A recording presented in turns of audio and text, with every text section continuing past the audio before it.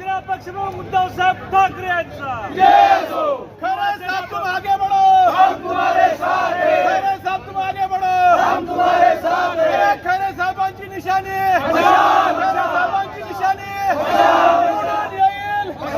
निवडून येईल आपली निशाणी, खरे साहेबांची निशाणी, शिवसेनेची निशाणी निवडून येईल। दादाला सांगा, बहिणीला सांगा, निवडून येईल आपली निशाणी, खरे साहेबांची निशाणी।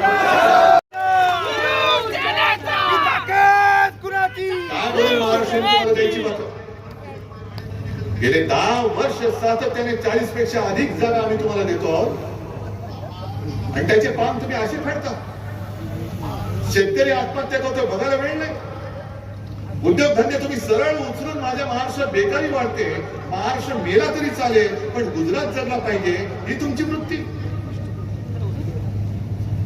आम्ही आरक्षण देऊ, आजपर्यंत तुम्ही उठवता पण माझ्या महाराष्ट्राची कांदा बंदी उठवत नाही। जवळपास 1100 कोटी रुपये या कांदा उत्पादकांचं नुकसान झालेलं आहे।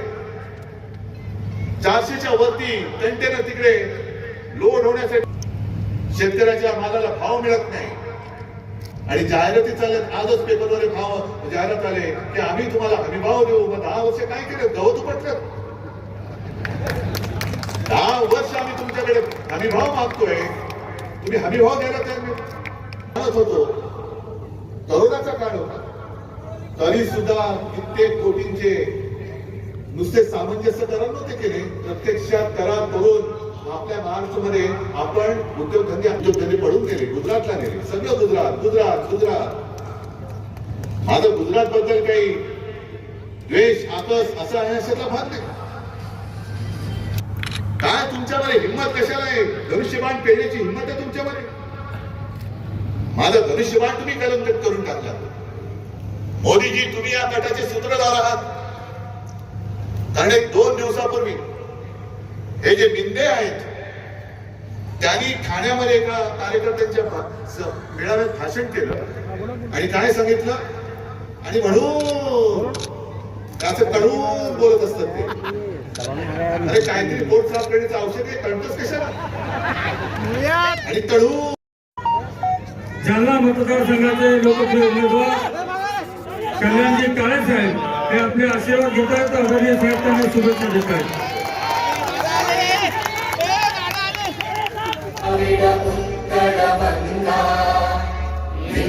हिमाचल यमुना गंगा उच्चल जलधि तरंगा तव शुभ नामे जागे।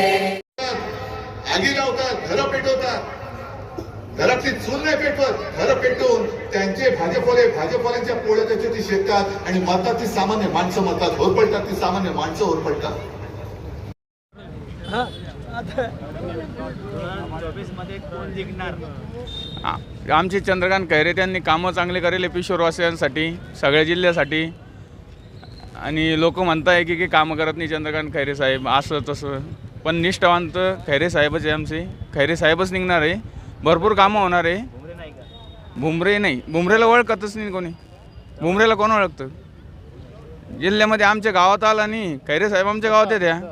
भुमरेचा मतदारसंघ पण नाही हो, भुमरेचं मतदारसंघ पण नाही ना, त्याच्यामुळे तो येणार नाही।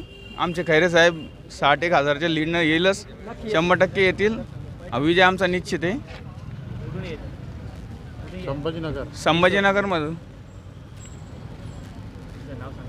माझं नाव दिनेश गंगाधर ओपळकर, राहणार पिशोर, तालुका कन्नड, जिल्हा छत्रपती संभाजीनगर।